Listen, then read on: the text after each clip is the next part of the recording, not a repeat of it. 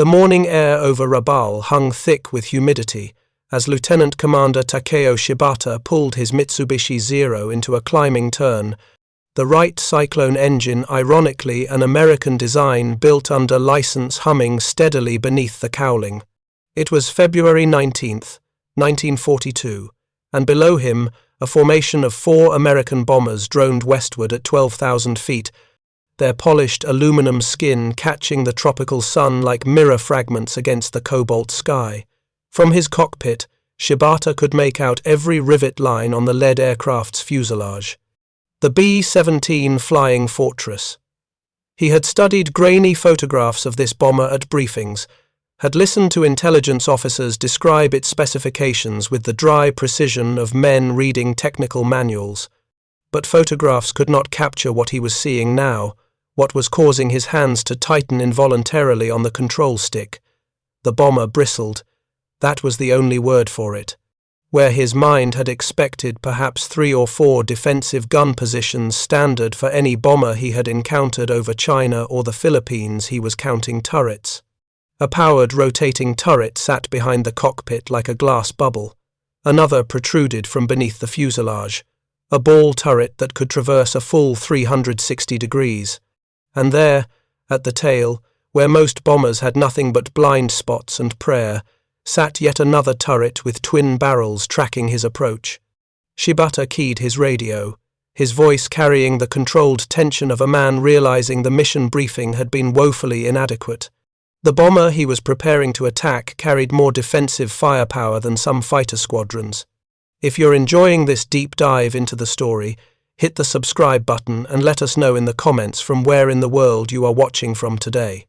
What Lieutenant Commander Shibata could not have known in that moment, what no amount of intelligence gathering or captured documents could have fully conveyed, was that he was witnessing the culmination of a 5-year transformation in American strategic bombing doctrine, a transformation driven by the hard lessons of European skies and the relentless feedback from aircrews who had watched their friends die because of inadequate defenses. The B-17 that appeared so menacing in the Pacific sun represented more than an aircraft. It represented a philosophical shift in how Americans thought about projecting power through the air, about protecting their crews, and about the very nature of strategic warfare. And for Japanese fighter pilots trained to engage nimble opponents in turning dogfights, this bomber would prove to be something entirely unexpected. A flying fortress that lived up to its name not through armor or speed, but through the sheer volume of lead it could put into the sky. To understand the shock that rippled through Japanese Naval Air Command in early 1942, one must first understand what they had been led to expect. The intelligence picture painted by Japanese military planners in the months leading up to Pearl Harbor had been based largely on observations of early B-17 models, the C and D variants, and on the general assumption that American bombers would follow conventional design philosophies. These assumptions were not unreasonable. Every air force in the world in 1941 faced the same fundamental problem: how to get a bomb-laden aircraft to its target and back again. The solutions varied, but they all involved compromise. Speed, range, bomb load, defensive armament, crew protection. No bomber could maximize all these factors simultaneously. Something had to give. The Japanese had chosen to emphasize range and offensive capability. Their own bombers, like the Mitsubishi G3M Nell and the later G4M Betty, could fly unprecedented distances, could carry substantial bomb loads, but achieved these capabilities through ruthless weight reduction. No armor protected the crews. No self-sealing fuel tanks guarded against incendiary rounds. Defensive armament consisted of a handful of rifle-caliber machine guns and perhaps one 20mm cannon in the tail. The philosophy was straightforward. The best defense was not being caught, and if caught, the aircraft's speed and altitude would see it through. For Japanese fighter pilots, this created a comfortable assumption. Enemy bombers would be built to similar principles. They would be vulnerable. This assumption was reinforced by early encounters with American air power in the Philippines. When Japanese forces struck Clark Field on December 8, 1941, Just hours after the attack on Pearl Harbor, they found 35 B-17 bombers caught on the ground. The ones that survived to fly combat missions in the following desperate weeks were primarily B-17D models, the final pre-war production variant. These aircraft carried 6 50 caliber machine guns and one 30 caliber weapon. 6.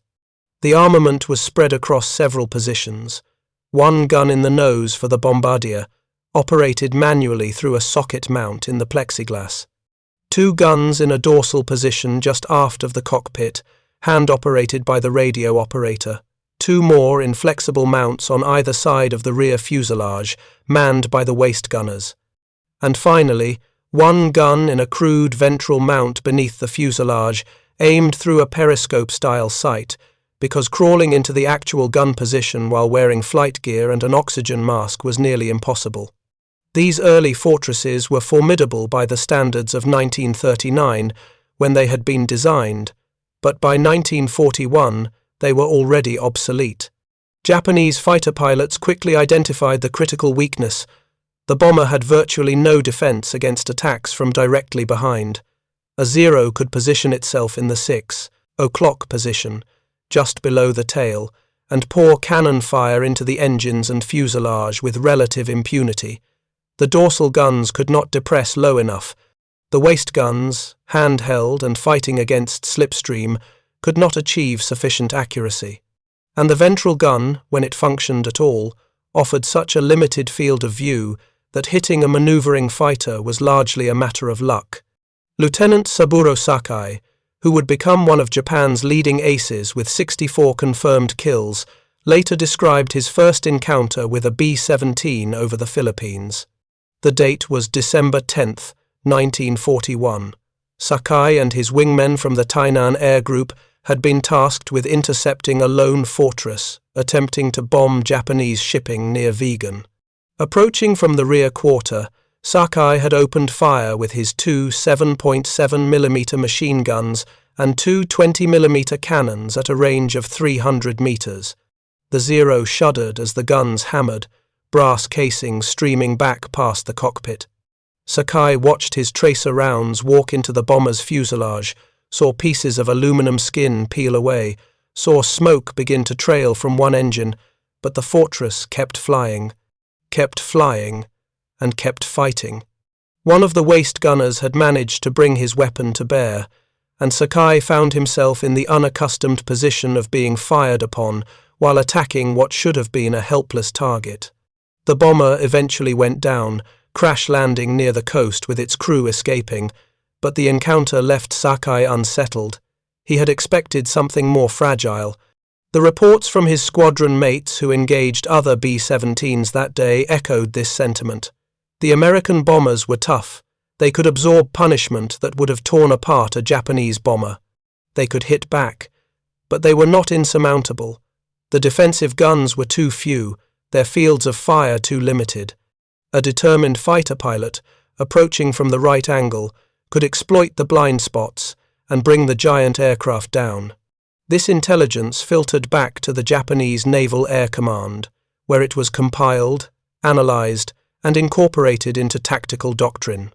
Fighter pilots were instructed to make rear-quarter attacks, to focus fire on the engines, to avoid prolonged frontal approaches where the bombardier's nose gun might be brought to bear. The B-17, the reports concluded, was a capable aircraft but not a revolutionary one. This assessment was not entirely wrong.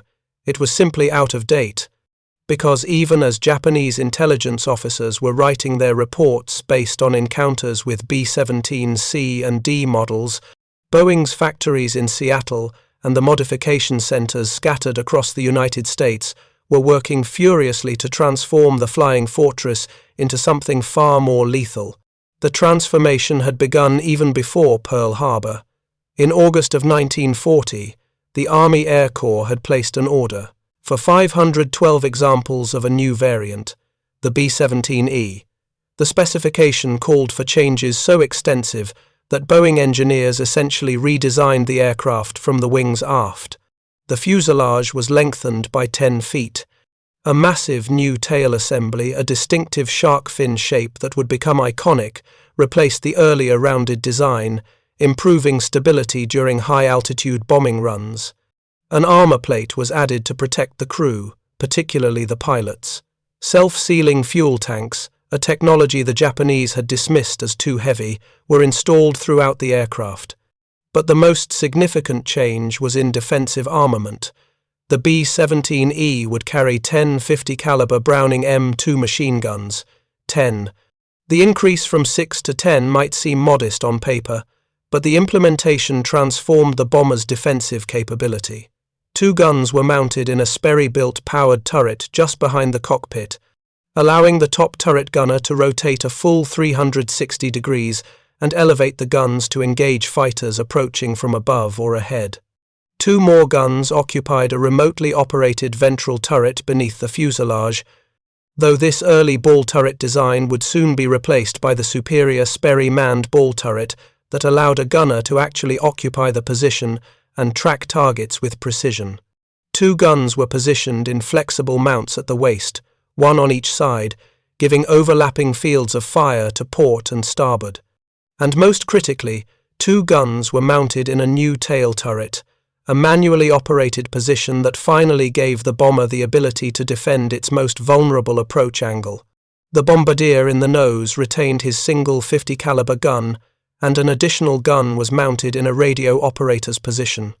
These additions brought the total to 10 50 caliber weapons, each capable of firing between 700 and 800 rounds per minute, each loaded with a mix of armor-piercing, incendiary, and tracer ammunition.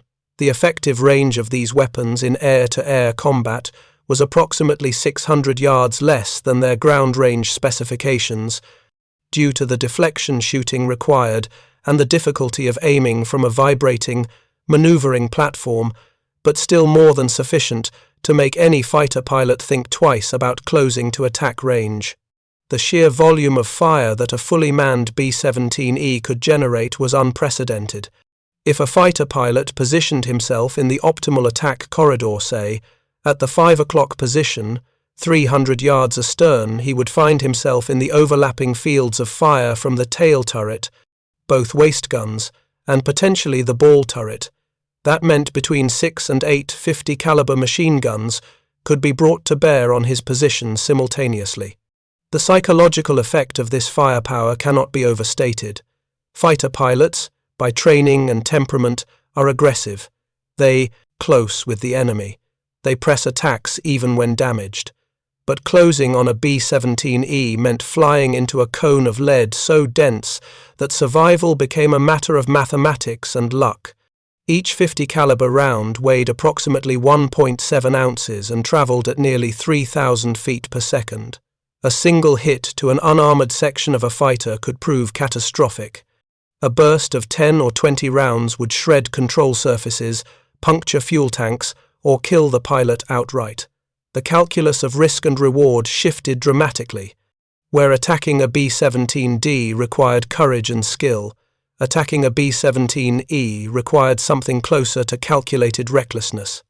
The first B-17E models began reaching operational units in November of 1941.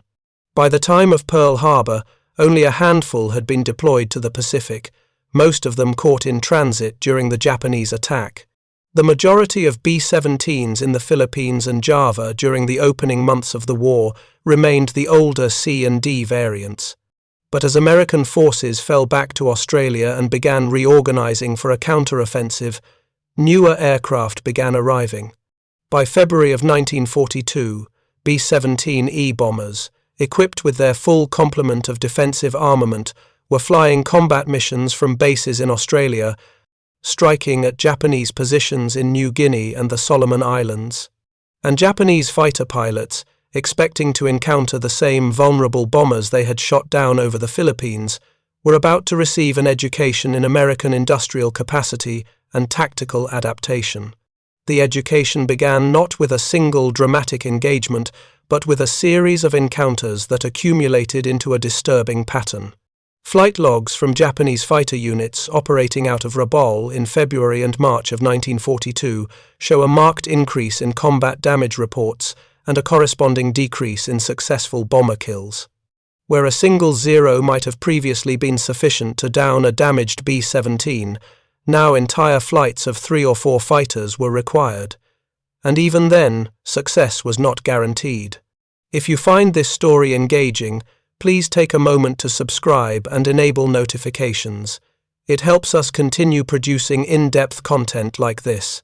On February 20th, 1942, a formation of 3 B-17E bombers from the 19th Bombardment Group struck Japanese shipping in Simpson Harbor, Rabaul. 8 Zeros were scrambled to intercept. The after-action reports from both sides paint a revealing picture. The American crews reported engaging numerous enemy fighters and claimed 3 Zeros shot down claims that were almost certainly inflated, as bomber crews in the heat of combat often reported the same damaged aircraft multiple times. The Japanese reported losing 1 Zero with the pilot killed, and 3 more aircraft damaged sufficiently to require extensive repairs. But more telling than the casualty figures were the tactical observations recorded by the Japanese flight leader. The Americans, he noted, maintained tight formation throughout the attack run. When the Zeros approached, the bombers did not attempt evasive action, they simply flew straight and level, allowing their defensive gunners to concentrate fire. The overlapping fields of fire created what the flight leader described as a wall of tracers. Any attempt to close to effective cannon range meant flying through this wall. The Zeros found themselves forced to make high-speed slashing attacks from angles that offered only brief firing opportunities, then break away before the combined firepower of the bomber formation could track and destroy them. 1 Zero pilot reported counting at least 6 separate gun positions on a single bomber, all firing simultaneously as he made his attack pass. The psychological effect, he admitted in his debrief, was profound. It was one thing to know intellectually that an aircraft carried multiple guns. It was another to see the tracers converging on your position, to hear the metallic hammering as rounds stitched across your wings, to realize that closing another 50 meters would likely mean death. The Japanese High Command, to their credit, recognized they needed better intelligence. Distant observation from attacking fighters provided only fragmentary data. What they needed was an intact B-17 they could study in detail, dismantling its systems, understanding its construction, evaluating its strengths and weaknesses. Opportunity came from an unexpected source: the wreckage fields at Clark Field in the Philippines, and later at captured airfields in Java. When Japanese forces overran these positions in the first months of 1942, they found dozens of destroyed or abandoned American aircraft. Most were too damaged for anything but scrap, but a team of engineers from the Koku Gijutsu Kenkyujo, the Army Aviation Technical Research Institute, identified several B-17s that could potentially be rebuilt using parts salvaged from multiple airframes. The effort was painstaking.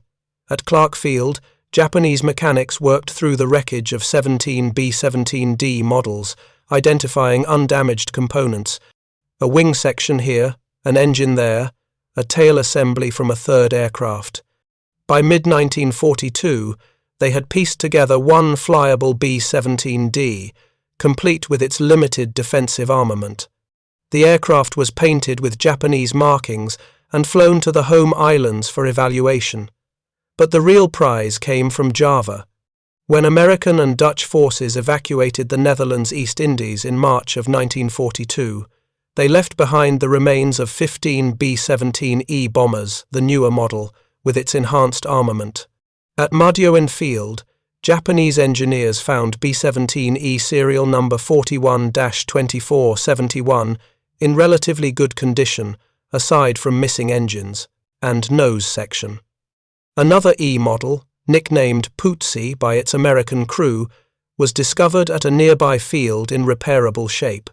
Japanese ground crews, assisted by captured Dutch and Indonesian mechanics who were pressed into service, spent months reconstructing these aircraft. They fabricated parts, scavenged components, and consulted captured American technical manuals. By the end of 1942, 2 rebuilt B-17E bombers were ready for flight testing.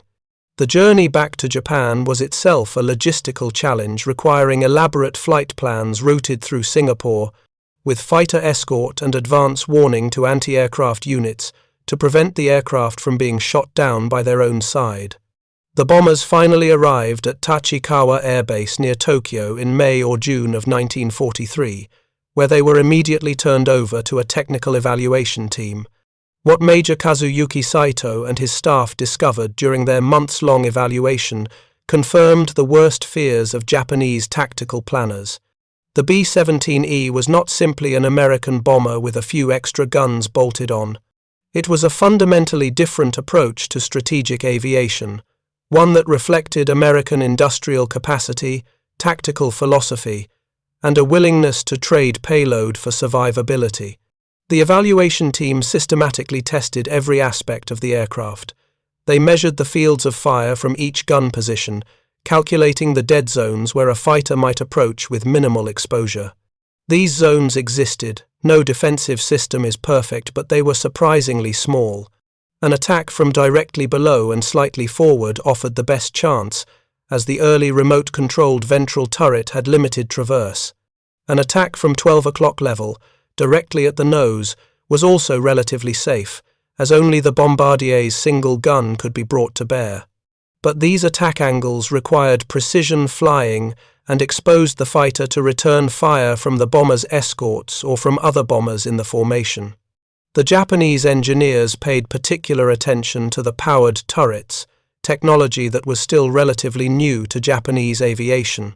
The top turret, they discovered, could rotate at approximately 50 degrees per second, fast enough to track most fighter attacks, and could elevate from horizontal to nearly vertical. The hydraulic system that powered it was robust and relatively simple to maintain.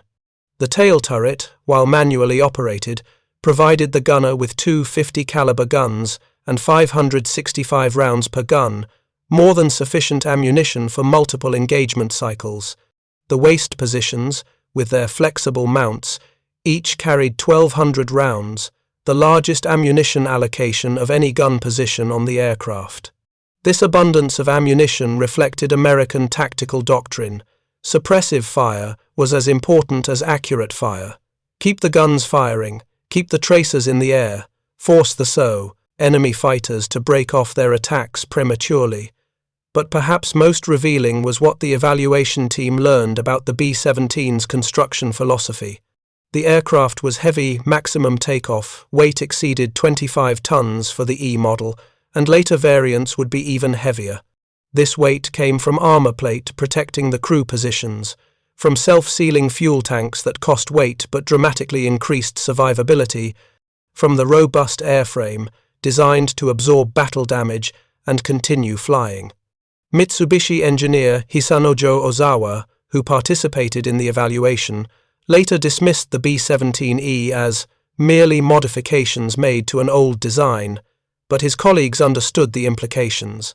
The Americans were building bombers that could survive being hit. Japanese bombers were built to avoid being hit. The difference was philosophical, and it reflected differing industrial capabilities. Japan's aircraft industry, operating under severe resource constraints, had to prioritize every pound of weight. Armor meant less fuel, which meant shorter range. Self-sealing fuel tanks meant reduced payload. Heavy defensive armament meant fewer bombs reaching the target. The calculations were ruthless but necessary, given Japan's limited industrial base. America, with its vast manufacturing capacity, could afford the weight penalties. American factories could produce bombers by the thousands, could equip them with the latest technology, could accept loss rates that would have been crippling to the smaller Japanese aircraft industry. The B-17 evaluation team's final report, submitted to Japanese Army Air Force headquarters in late 1943, made sobering reading. The American bomber's defensive armament, when properly employed in formation, made it a difficult target for fighters armed only with 20mm cannons and 7.7mm machine guns, the standard zero armament. Recommended countermeasures included developing fighters with heavier armament, specifically 30mm cannons or larger, that could engage from beyond the effective range of the bomber's defensive guns. The report also suggested using rockets or aerial bombs that could be released from outside the defensive fire envelope. These recommendations were sound in theory. In practice, they proved difficult to implement. Developing new fighters took time Japan did not have. The Army did eventually produce the Nakajima Ki-44 Tojo and later the Ki-84 Frank, both of which carried heavier armament. The Navy developed the Kawanishi N-1KJ George with its four 20mm cannons. But these aircraft did not reach frontline units in significant numbers until 1944, by which time the strategic initiative in the Pacific had shifted decisively to the Americans. Meanwhile, American bomber operations continued to evolve. By mid-1943, the Pacific theater was seeing less of the B-17 and more of the consolidated B-24 Liberator, which offered longer range at the expense of some defensive capability. The B-17 was increasingly concentrated in the European theater, where it would face even more formidable opposition from German fighters. But the lessons learned in the Pacific, the importance of formation flying, the value of concentrated defensive fire, the necessity of fighter escort when available, would shape American strategic bombing doctrine for the remainder of the war. The definitive B-17G model, which entered production in mid-1943, would address the one remaining weakness the Japanese had identified: frontal vulnerability. The G model featured a Bendix chin turret with two additional 50 caliber guns, remotely operated by the bombardier. This brought the total defensive armament to 13 50 caliber machine guns, making frontal attacks nearly as dangerous as attacks from other angles.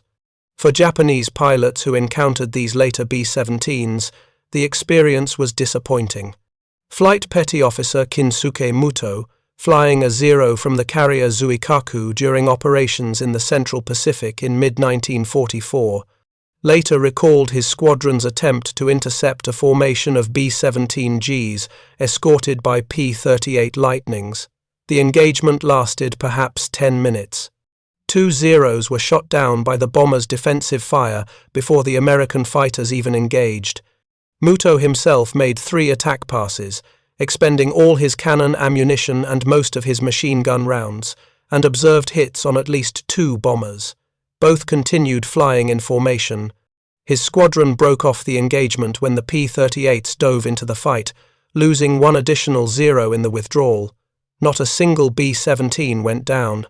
This was the reality of the air war by late 1944.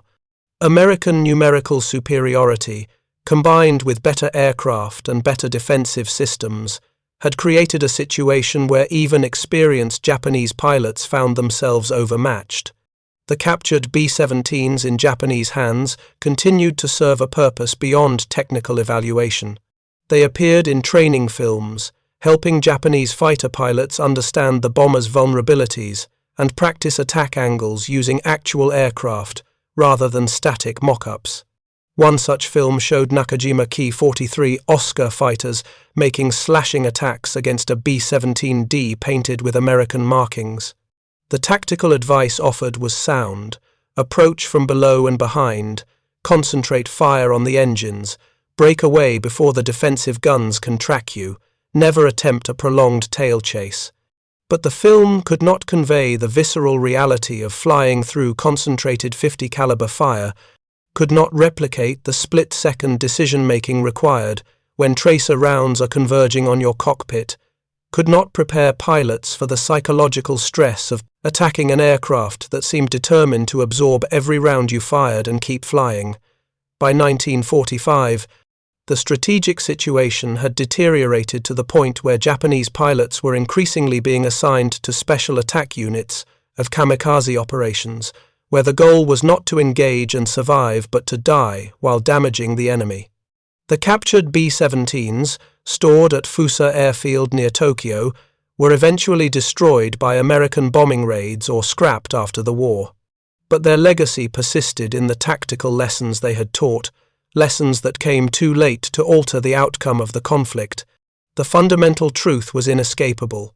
The B-17 Flying Fortress, particularly the E and later models, had accomplished exactly what its designers intended. It had created a bomber that could fight its way to the target and back, that could protect its crew through firepower rather than evasion, that could absorb battle damage that would have destroyed other aircraft. The name Flying Fortress had seemed like marketing hyperbole when a Seattle newspaper reporter coined it in 1935, watching the prototype with its then impressive 5 machine guns. By 1942, when Japanese pilots were counting 10 or more gun positions on a single aircraft, the name had become a simple statement of fact. The defensive armament that so shocked Japanese commanders represented more than just an accumulation of machine guns. It represented a different theory of war, one built on the assumption that American industry could afford to build heavily armored aircraft in quantities that would overwhelm any defender. The B-17's 10 50 caliber guns in the E model, or 13 in the G model, were not simply weapons. They were a statement of industrial capacity, a demonstration that America could afford the weight penalty, the complexity, the ammunition expenditure. Japan, fighting a war with limited resources against multiple enemies across thousands of miles of ocean, could not match this approach. Their bombers would remain lightly armed and fragile by comparison, relying on speed, range, and the skill of their crews rather than sheer defensive firepower. The statistics tell part of the story, though statistics can never fully convey the human cost of technological mismatch. Between December 1941 and September 1943, B-17 bombers flew thousands of combat missions in the Pacific Theater before being largely replaced by the longer-range B-24. During this period, American records indicate that B-17 gunners claimed hundreds of Japanese aircraft, destroyed claims that, as with all aerial combat reports, were inflated by the confusion of battle and the natural human tendency to report the same damaged aircraft multiple times. More reliable post-war analysis suggests the actual number was perhaps 1/3 of the claims, still a substantial toll. But the true measure of the B-17's defensive armament was not in aircraft destroyed, but in attacks deterred. How many Japanese fighter pilots, seeing the concentration of defensive fire from a bomber formation, chose to break off their attack runs early? How many flight leaders, calculating the odds after losing aircraft on previous missions, decided that engaging heavily defended bomber formations was not worth the cost? These decisions, made in split seconds at 300 miles per hour, do not appear in the statistical record. They exist only in the memories of the men who made them, and in the missions that returned with all aircraft intact because enemy fighters declined to press home their attacks. For the American crews who flew these bombers, the defensive armament represented something more fundamental than tactical advantage. It represented the possibility of survival. Every B-17 crewman understood the mathematics of strategic bombing. Fly enough missions, and eventually your luck would run out. A mechanical failure, a lucky shot from a fighter, a direct hit from anti-aircraft fire, any of these could kill you. But the guns gave you agency. You could fight back. The tail gunner, isolated in his lonely position at the aircraft's extreme rear, was not simply a passenger hoping to survive. He was a defender, responsible for protecting his aircraft and his crew from the most dangerous attack angle.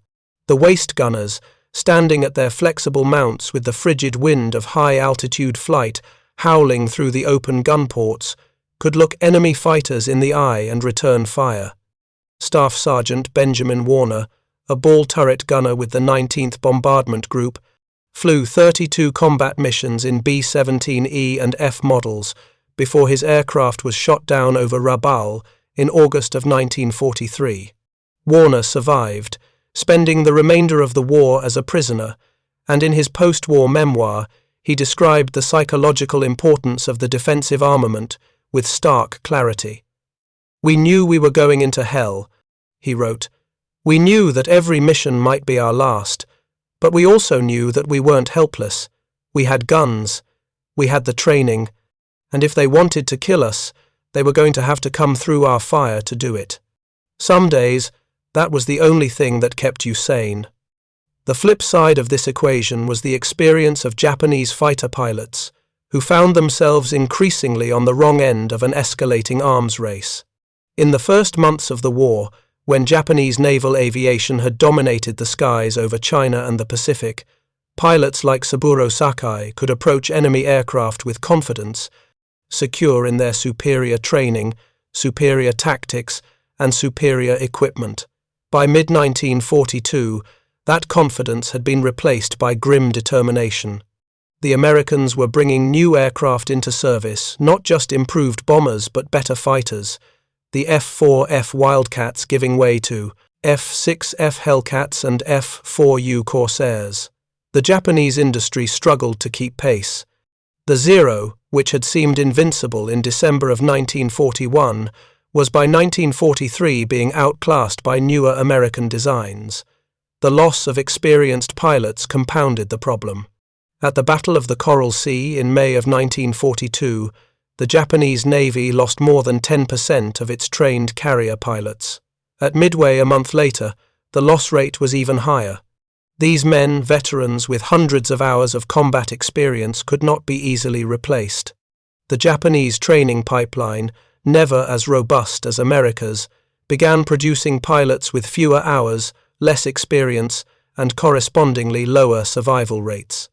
When these inexperienced pilots encountered B-17 formations with their concentrated defensive fire, the results were predictable and tragic. Flight logs from Japanese units in the Central Pacific in 1944 show a disturbing pattern. Pilots being shot down on their first or second combat missions, often during attacks on bomber formations, where experienced pilots might have survived by recognizing when to break off an attack. The strategic implications extended beyond individual engagements. The B-17's defensive capability meant that American bombers could operate with acceptable loss rates even without fighter escort, at least during daylight missions against targets within range of their bases. This independence gave American commanders flexibility in planning operations. They could strike targets deep in enemy territory, could maintain pressure on Japanese positions, even when fighter aircraft were unavailable or committed elsewhere. The psychological effect on Japanese forces should not be underestimated. Knowing that American bombers could appear at any time, that they could fight their way through defending fighters, that even when intercepted, they might inflict losses on the interceptors. This knowledge eroded morale and forced Japanese commanders to maintain standing fighter patrols that consumed fuel, wore out aircraft, and exhausted pilots. The B-17's design philosophy also influenced subsequent American aircraft development. The lessons learned from equipping bombers with heavy defensive armament carried over to other designs. The B-24 Liberator, while less heavily armed than the B-17G, still carried 10 50 caliber guns. The massive B-29 Superfortress, which entered service in 1944, carried 12 50 caliber guns in remote-controlled turrets that could be aimed by any of several crew members, allowing concentration of fire on threats from any direction. This progression represented a consistent American approach: protect the crew through firepower and armor, even at the cost of reduced payload or range. The contrasting Japanese approach, light, fast aircraft with minimal protection, worked well in the early months of the war when Japanese pilots had the initiative and could choose when and where to engage. But as the war progressed and America's industrial advantage began to manifest, the weight penalty that came with heavy defensive armament became less relevant than the survival rates it enabled. By 1945, the air war in the Pacific had evolved beyond recognition from those early encounters in 1942. American bombers flew in formations of hundreds, escorted by fighters with the range to accompany them all the way to the target and back. Japanese fighter units, depleted by losses and starved of fuel, could mount only sporadic resistance.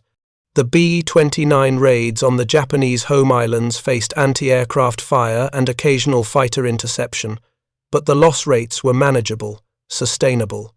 The strategic bombing campaign continued relentlessly, targeting Japanese cities, industries, and transportation networks. The defensive armament on these bombers evolved from the lessons learned on the B-17, continued to exact a toll on defenders, and continued to make each attack pass a dangerous proposition for Japanese pilots who were often flying their final mission. When the war ended in August of 1945, surviving B-17 bombers in the Pacific were quickly relegated to secondary roles or scrapped. They had been superseded by newer, more capable aircraft, but their contribution to Allied victory was substantial and lasting. They had carried the fight to the enemy during the desperate early months when American forces were on the defensive. They had demonstrated that strategic bombing could be sustained despite enemy opposition. And they had proven that defensive firepower, properly designed and employed, could protect bomber crews and enable them to complete their missions even in heavily contested airspace. The crews who flew these missions, the roughly 150,000 American airmen who served in bomber units during World War II, paid a terrible price for this demonstration. Overall casualty rates for 8th Air Force bomber crews in Europe exceeded 50%. The Pacific Theater, while somewhat less deadly due to lower sortie rates and less concentrated fighter opposition, still saw thousands of airmen killed, wounded, or captured. The aircraft themselves, those that survived, were nearly all scrapped in the years following the war. Of more than 12,000 B-17s built, fewer than 50 survive today, most in museums or private collections. The Swoos, that B-17D that fought in the Philippines campaign, sits in storage awaiting full restoration. Memphis Belle, perhaps the most famous B-17, has been restored and is on display at the National Museum of the United States Air Force. These aircraft serve as physical reminders of the men who flew them, of the missions they accomplished, of the enemies they faced. But the deeper legacy of the B-17's defensive armament lies in what it revealed about industrial-age warfare. In the contest between bomber and fighter, between offense and defense, between the attacker trying to reach the target and the defender trying to stop him, the advantage shifted back and forth based on technology, tactics, and resources. The B-17 represented a moment when the bomber held the advantage, when defensive firepower could match or exceed the offensive capability of the fighters sent to destroy it. That advantage would not last by the late 1940s. Jet fighters with speeds far exceeding any bomber's defensive guns would render heavy defensive armament obsolete. But for a crucial period in the mid-20th century, the bomber could fight back on something approaching equal terms. And for the Japanese commanders who first encountered these heavily armed flying fortresses in the skies over the Pacific, the shock was profound and lasting. Lieutenant Commander Takeo Shibata, who had counted gun positions on that B-17 over Rabaul in February of 1942, survived the war. In interviews conducted decades later, he remained bitter about the intelligence failures that had left Japanese pilots unprepared for what they would face.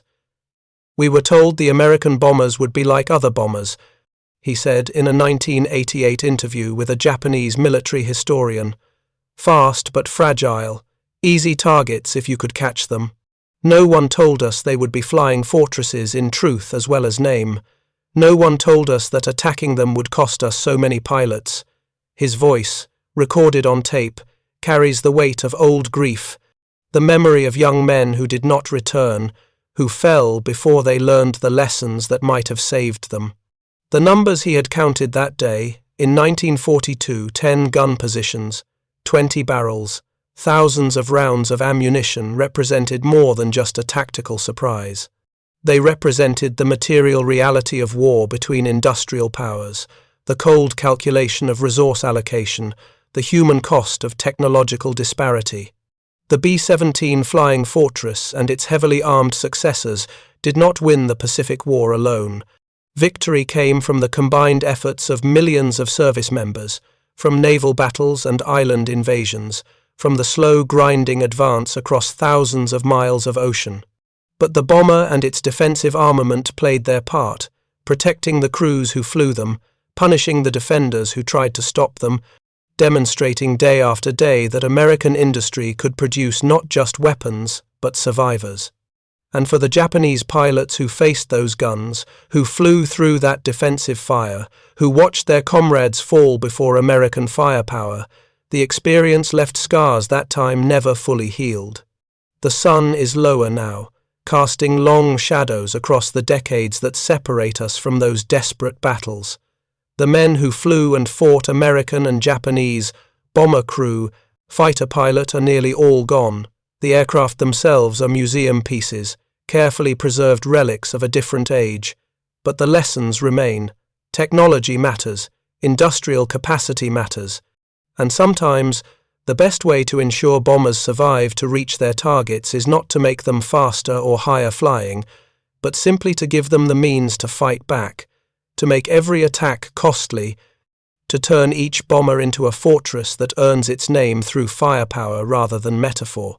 That was the lesson Japanese commanders learned in 1942, learned too late to change the outcome, learned at a cost measured in lost aircraft and lost lives.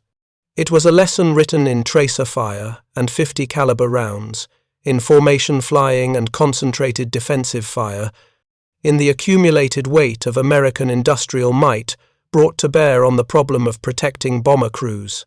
And it remains, even now, a testament to what happens when military planners underestimate not just an enemy's weapons, but the philosophy behind them. Thank you for watching. For more detailed historical breakdowns, check out the other videos on your screen now, and don't forget to subscribe.